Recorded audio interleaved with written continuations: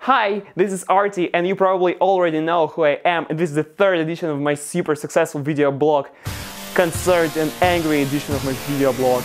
So there I was browsing Pornhub, googling some stuff the other day, and I saw that ad about that YOLO coin, and it told me that I could, profit from investing all my life savings into it. So I did, and guess what? All of my $15 are gone, and their website is now totally 404! So, as you probably know, I'm a bit of a tech expert myself, so I decided to do some investigating.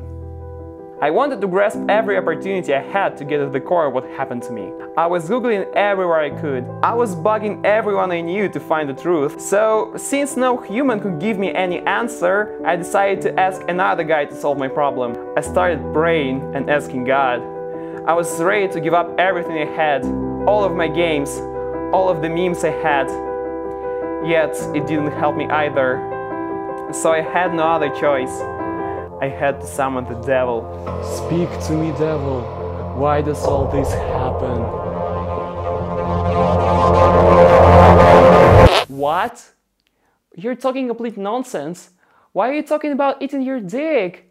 And besides, last time I checked, Bitcoin was 6K and it's 2018, so you should start doing yoga to eat your own dick. So, John McAfee, who's known to be the creator of the McAfee antivirus, turned out to be quite a sellout. So recently he's been making people agitating by posting tweets about all kinds of coins. Well, he would do that for a humble price of 100K and not care if they were legit or not. And well, if you think about it, it's quite a dick move, and maybe, just maybe, he's gonna try to hide that fact by eating his own dick. Well, now John McAfee is prohibited from advertising coins on Twitter, but that doesn't solve the problem really. The whole system is corrupt and ready to sell itself and its own mother.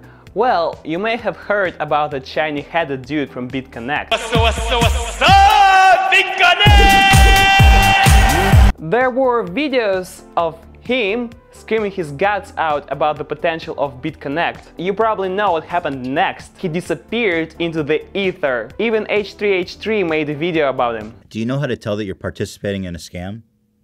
It starts with, hey, hey. What's up? Well, and there are lesser known schemes, but the scale of the fraud is enormous. For example, First Coin Club, which may be responsible for a fraud worth $200 million.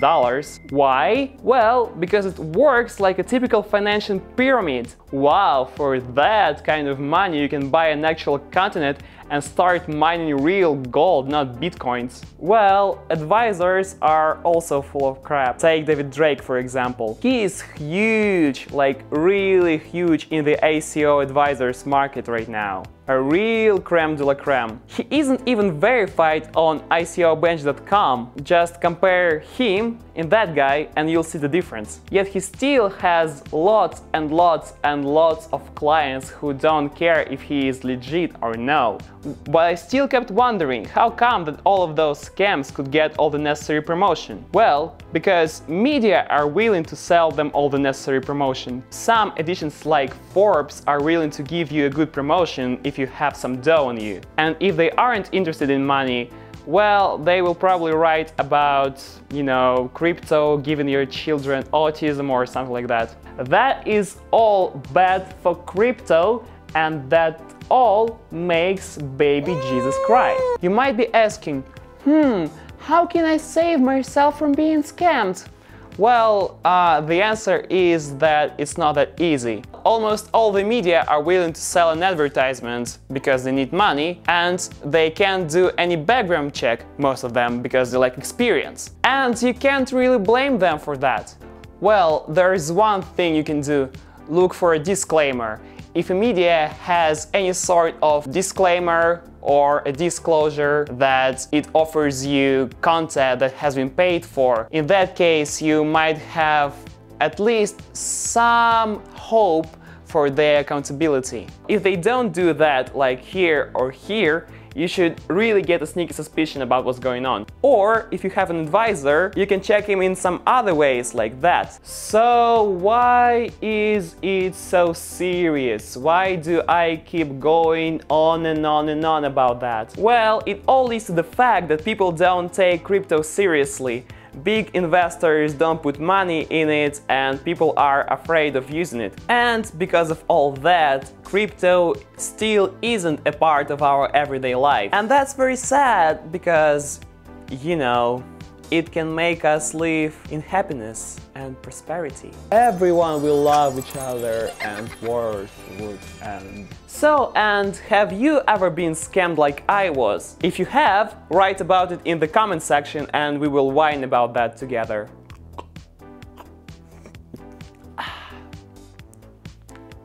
So, and also I have a couple of fan pages, all links are in the description. Subscribe. Can I go home now? No. Please, at least let my family go. No.